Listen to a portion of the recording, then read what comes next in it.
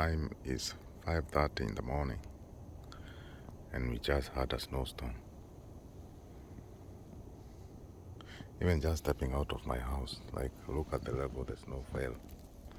The level of the snow, 15 centimeters and over. Just look how deep that is. Oh my goodness me. Sasa hata gari yangu inakaaje? Oh shit.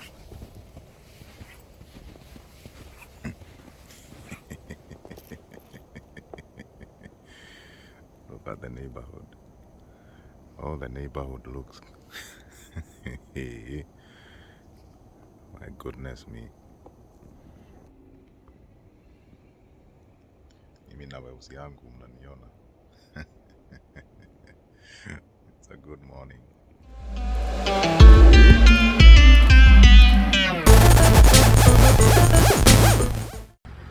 Hello everyone. Today we're having an episode on winter and how winter is an expensive affair. Winter comes with all sorts of expenses, some foreseen and others unforeseen. We are always having to draw, on resources to beat Mother Nature. Mother Nature does not play. Mother Nature is fast and furious, and Mother Nature is ruthless. Today, I'm going to show you how winter takes up the bill, the heating bill. If you look like this car here, it is plugged in. The engine is plugged in. If they want to start this car or this truck without any problems, then they have to plug it in to keep the engine block warm, so that by just turning the key on one instant, the engine turns. Failure to do so, then you are stuck. Maybe you are running a business, then you cannot carry on the business as usual. So these are some of the things winter does. The other part is the salting. The salt that we pour on the roads to help thaw the snow and the ice that forms over time has its ripple effect on rust. So this forces car owners, sometimes they will go and try to add a layer of wax underneath their cars so as to avoid the corrosive effects of salt. Sometimes you may forget, so you may have to keep on going back to the car wash and washing the underneath of your car. Take, for instance, this is my car here. I have to find a way once in a while, like once every 2 weeks, I go and try to wash off. I don't have the time to keep washing it all the time. So I have to constantly remind myself that I need to go and do just, even if it's just a hosing water, have it washed all around, and then try to hose water underneath the car.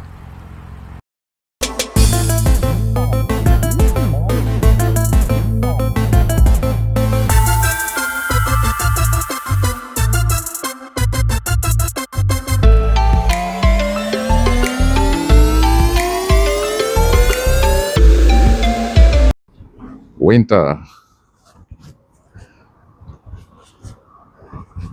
One thing winter will teach you, winter is very expensive. Now, if you look at this, when the sun comes up, and with all this snow that has fallen, you get a glare from the sun. And now when it reflects on the snow, all this whiteness, it comes into your eyes. It's not healthy for your eyes. So you have to invest on a good pair of sunglasses. And since I left mine, well, I have to contend with that. Winter is a form of drought. As you can see, the leaves on this tree, they have withered and dry. But this tree has held onto its leaves. Maybe it doesn't want to shake in the cold. Maybe it's a survival instinct. But anyway, jokes aside, you can see when I say winter is like a drought. We know how drought looks like. When the sun is scorching and there's no water and no rain, doesn't this look similar? Look at all that mess the snowfall has made. And I want to assure you, ladies and gentlemen, like this is a phenomenon all around the city. So when you look at this, what would you imagine? Well, all this is water, frozen water, really. But a time will come when it has to thaw. And this brings another question.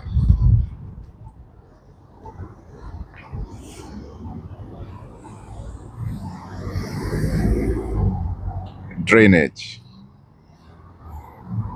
and waste management. This water, the city has to invest in water drainage.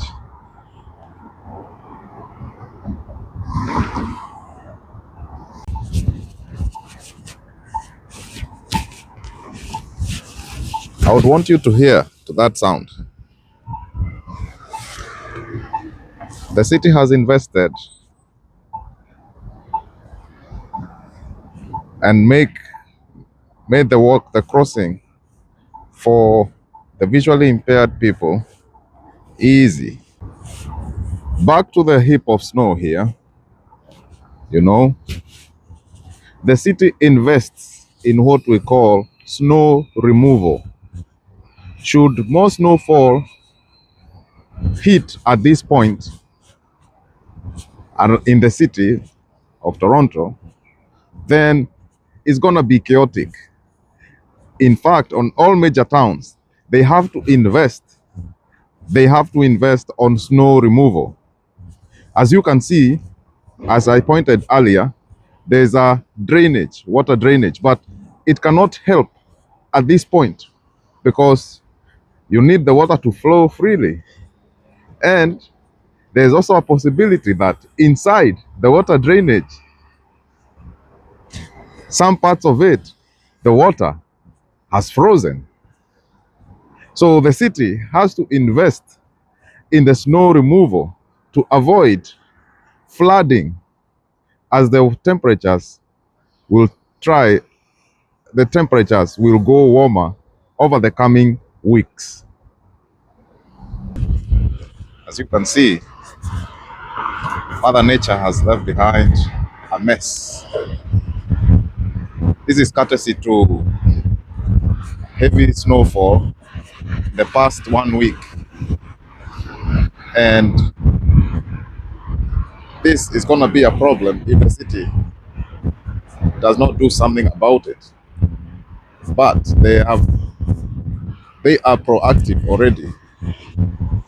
They are carrying out a snow removal operation on the various parts of Toronto.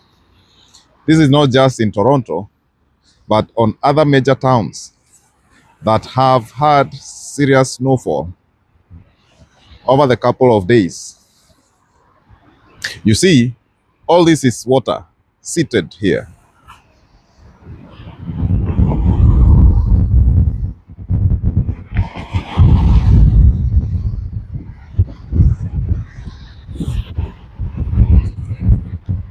And all of that, since it cannot flow, it will have to be removed.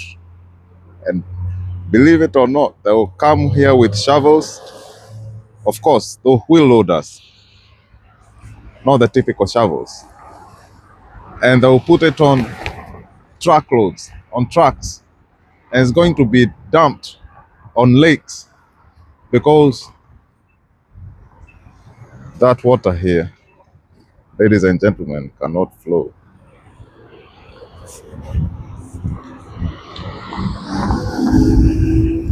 So the city has to do something about it.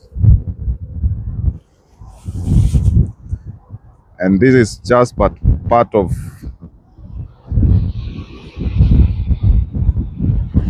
the city programs in different parts of the city departments that deal with the snow removal.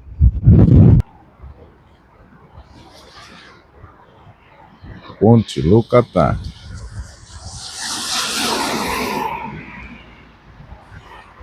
The snowfall. With the recent snowfall, where on one day, 25 centimeter of snow fell, and on the next day, we had almost a similar amount. This is an accumulation of snowfall that has happened in over a week. And as you can see, the city is tasked to remove such snow. So there's an operation they call Operation Snow Removal that is on underway, and it will be over, should be over in 3 weeks' time. The reason because all this here, ladies and gentlemen, as you can see, all that is seated water. If it's in the park, it's not much of a problem. But when it's on the roadside, then all this can cause a lot of flooding, as we expect temperatures to go up in a couple of weeks or days.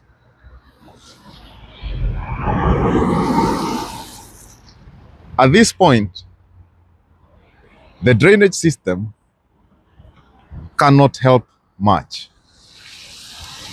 You know, water needs to be in its liquid form for it to flow. And again, there's that question. In the drainage, there might be some clogged parts because the water has actually frozen. Remember, we are in sub-zero temperatures. So the city has at some point is tasked to not only get other contractors to come in and help with the snow removal. It's not possible to do this on its own. So they will get some tractors, you know, those wheel loaders, and they will get dump trucks, contract other people with dump trucks to come and take this snow and dump it elsewhere, like on the lake, or maybe on a dump on an abandoned quarry area.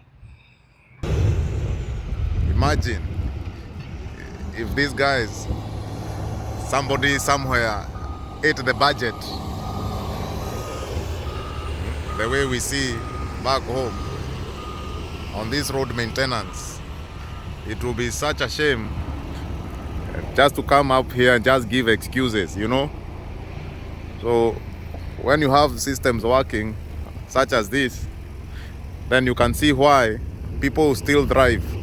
Sometimes I wonder if we were to switch places, Kenyans to come to Canada and the Canadians go to Kenya, I don't know how long would it take before we collapse this society, you know, with the leadership that we have at this time, you know. That is another question we need to ponder. Anyway, let's get back to work. Have a nice day.